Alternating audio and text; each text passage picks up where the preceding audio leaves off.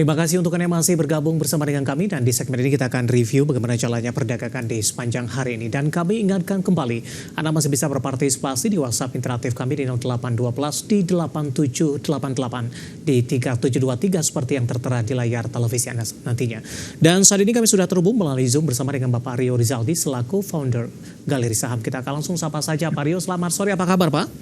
Sore Pak David, baik Pak. Terima kasih Pak Rio sudah meluangkan waktu di IDX Channel. Tampaknya kabar baik juga untuk indeks harga saham gabungan. Hari ini melanjutkan penguatan, lompatan juga cukup signifikan dan 7.300 ini kembali ditembus. Dengan sisa beberapa menit ke depan kita sama-sama berharap 7.300 bisa mampu dipertahankan untuk indeks harga saham gabungan. Analisis Anda Pak Rio terutama dari sisi teknikal, lompatan yang terjadi untuk indeks harga saham gabungan di sepanjang perdagangan hari ini. Ya, jadi pergerakan IHSG ini sangat menarik dan kita bisa bilang bahwa prepare untuk fase bullish. Karena kalau kita lihat dari sejak titik terendah IHSG di bulan Juni kemarin di level 6.700, sekarang sudah mencapai level 7.300 dan konsolidasi sideways di kisaran bawah itu 7.200 dan atas di 7.350, maka kita bisa melihat bahwa ada pembentukan pola bullish continuation pada IHSG. Either itu membentuk pola flag, bullish flag, atau pennant. Nah, jadi pada dasarnya kita perlu cermati di sini, jika IHSG ini bisa mampu menguat, menembus level resisten di 7350 dan bisa stay mungkin setidaknya 2-3 hari di atas level tersebut, maka kita bisa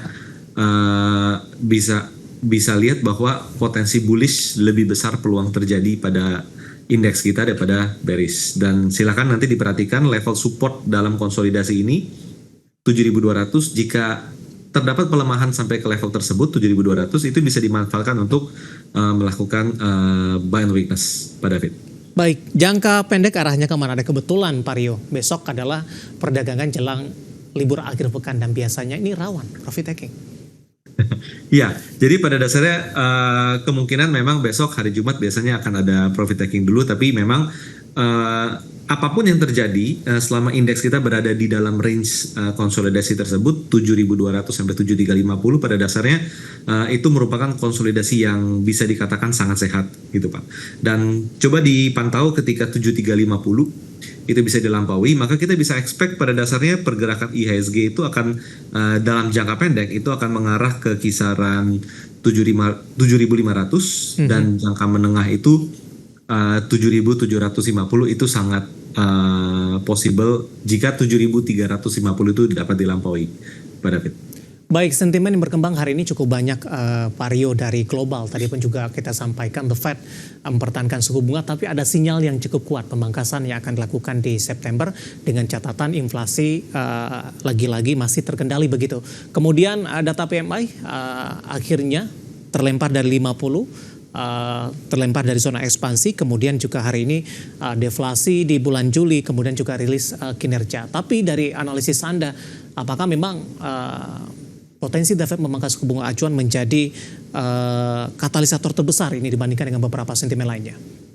Pada dasarnya iya Pak, karena dalam 1 tahunan terakhir ini memang isunya adalah karena tingkat selisih suku bunga antara di Amerika dan Indonesia yang begitu tipis, itu membuat terjadilah capital outflow. Nah, jadi pada dasarnya dengan asumsi ekspektasi bahwa September akan ada pemangkasan, either itu di awal atau di akhir, pada dasarnya itu bisa menjadi katalis positif bagi non Amerika dan menjadi katalis yang negatif bagi Amerikanya. Jadi terdapat capital outflow dari Amerika dan salah satunya harapannya adalah di Indonesia bisa menjadi salah satu inflow.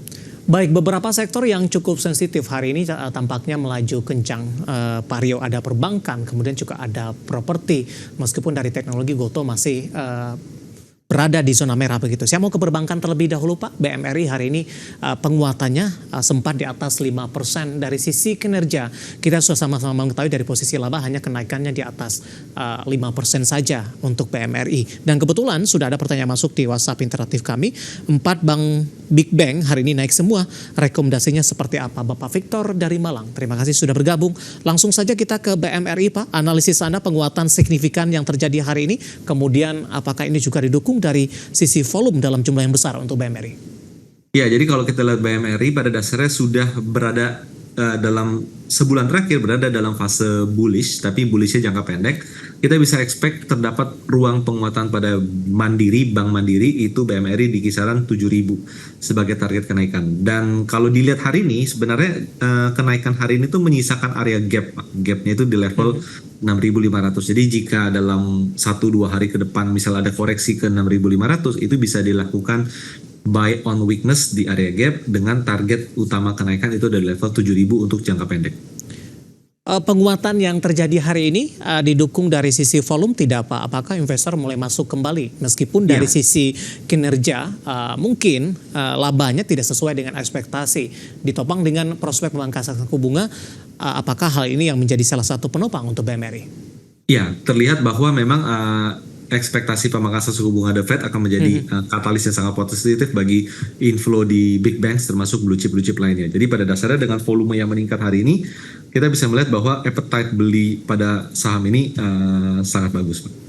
Oke, menjawab pertanyaan Bapak Victor dari Malang tadi, untuk saham-saham big bank hari ini rata-rata mengalami penguatan, Pak. Dari keempat saham tersebut, mana yang paling direkomendasikan, Pak Rio? Well, kalau kita melihat dari sisi pergerakan, mungkin BRI bisa jadi salah satu yang dicermati karena belum begitu banyak kenaikan dan terlihat dia sedang membentuk sebuah pola bullish flag. Jadi coba pantau level support di 4.600 level support Bank Mandiri BBRI. Nah, itu bisa dijadikan sebuah level menarik untuk melakukan buy on weakness.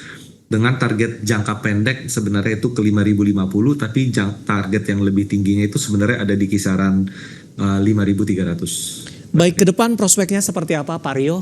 Apakah saham-saham perbankan big cap ini akan kembali mengalami volatilitas yang cukup tinggi ataupun lebih cenderung akan menguat dengan prospek pemangkasan suku bunga tadi? Ya, pada dasarnya kita percaya bahwa for big banks ini tuh akan cenderung menguat karena biasanya kalau money inflow, capital inflow itu pada dasarnya mereka akan masuk ke saham-saham blue chip dulu, dan kita bisa lihat bahwa di antara semua saham blue chip, saham big banks itu adalah salah satu emiten yang kinerja bisnisnya pun juga relatif solid, stabil dan tumbuh. Jadi pada dasarnya pasti akan masuknya ke big cap termasuk big banks, dan saya rasa utamanya akan masuk di big banks dulu sih Pak. Baik, selain dari perbankan Pak Rio, saham-saham sektor properti hari ini juga mengalami penguatan.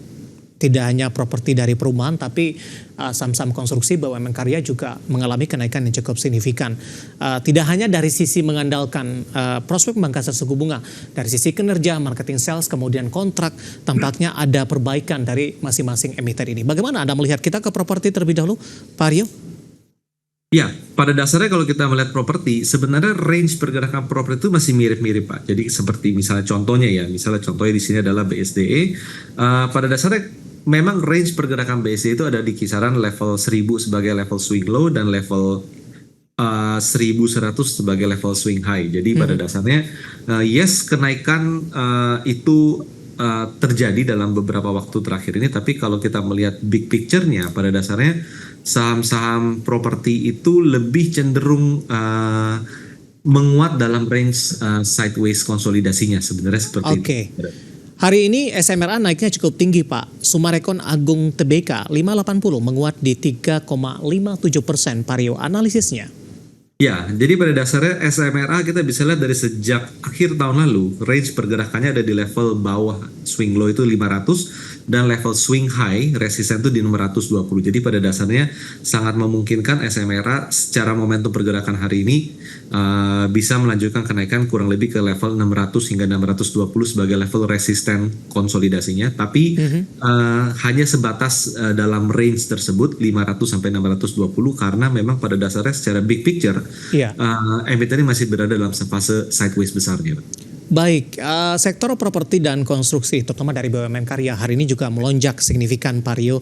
Ada PTPP, ADI, kemudian juga ada Wika, dan beberapa informasi yang berkembang kinerja mereka juga ada perbaikan, kemudian perolehan dari kontrak juga mengalami peningkatan meskipun secara keseluruhan kondisi keuangan belum membaik 100%. Prospek dari saham-saham BUMN karya Pak Rio dari sisi teknikal mana juga yang paling Anda rekomendasikan untuk saat ini? Ya, jadi kalau kita melihat membandingkan antara properti sektor residensial Ya. tadi dengan BUMN karya, saya lebih akan overweight ke BUMN karya. Karena apa? Karena secara pergerakan harga, secara pola dan patternnya itu memang BUMN karya akan cenderung lebih menarik.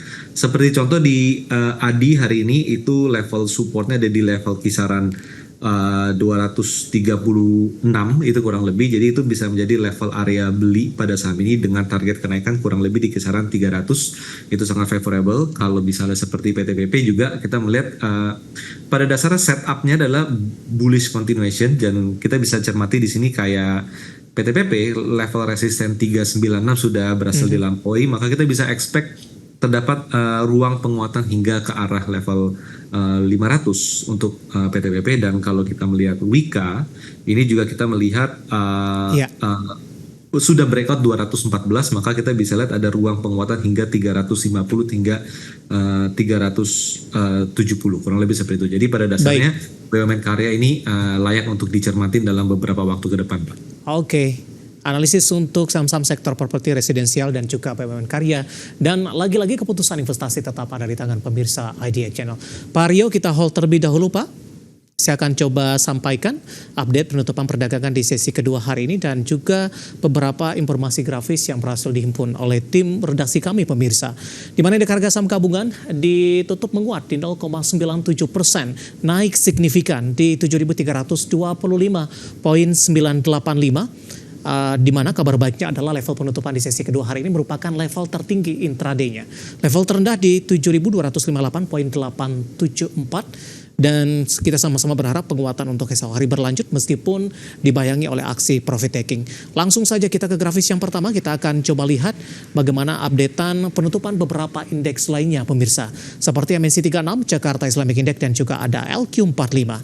MNC 36 menguat di 1,22%, Jakarta Islamic Index menguat di 0,38%, dan LQ45 menguat di 1,29%. Selanjutnya rotasi pergerakan sektoral, pemirsa. Properti memimpin penguatan di 1,28%, tadi pun juga sempat kita ulas. Kemudian ada keuangan juga menguat di 1,09%, juga sudah sempat kita ulas. Kedua sektor ini menjadi penopang IHSG di sepanjang perdagangan hari ini. Infrastruktur melemah di 0,44%, industri tertekan di 0,40%. Kita beralih ke grafis selanjutnya, pemirsa. Saham-saham yang hari ini mengalami penguatan signifikan dan menjadi penopang.